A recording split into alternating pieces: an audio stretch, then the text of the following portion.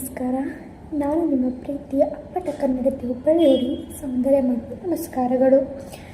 So ಇವತ್ತು Sunday ಆಗಿರೋದ್ರಿಂದ ನನಗೆ ಏನು ಥಿಂಕ್ ಬಂತು ಅಂದರೆ ವ್ಲಾಗ್ ಮಾಡಬೇಕು ಅಂತ. ಯಾಕಂದರೆ ಒಂದು ಸಂಡೇ ಯಾವ ಥರ ರೊಟೀನ್ ಇರುತ್ತೆ, ನಾವೇನೇನು ಮಾಡ್ತೀವಿ, ಏನೆಲ್ಲ ಪ್ಲ್ಯಾನ್ ಇರುತ್ತೆ ಅಂತ.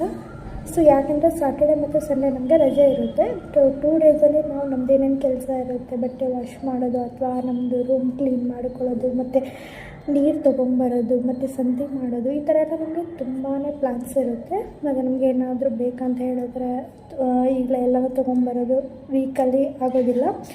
ಸೊ ಇವಾಗ ಒಂದು ದಿನ ನಾವು ಯಾವ ಥರ ಕಳಿತೀವಿ ಅಂತ ವ್ಲಾಗ್ ಮಾಡಬೇಕಂತ ನನಗೆ ಥಿಂಕ್ ಬಂತು. ಸೊ ಮಾಡ್ತಾಯಿದ್ದೀನಿ.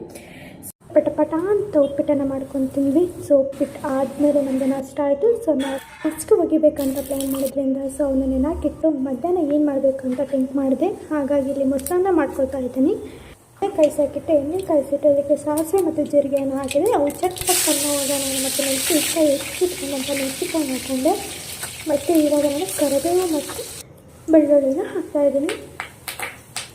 ಅದು ಸ್ವಲ್ಪ ಚೆನ್ನಾಗಿ ಎಣ್ಣೆಯಲ್ಲಿ ಫ್ರೈ ಆದಮೇಲೆ ಅದಕ್ಕೆ ನಾನು ಒಂದು ಕಡೆಯಿಂದ ಮೊಸರನ್ನು ಹಾಕಿಬಿಟ್ಕೊಂಡಿನಿ. ಸೊ ಮೊಸರನ್ನು ಹಾಕ್ತಾಯಿದ್ದೀನಿ.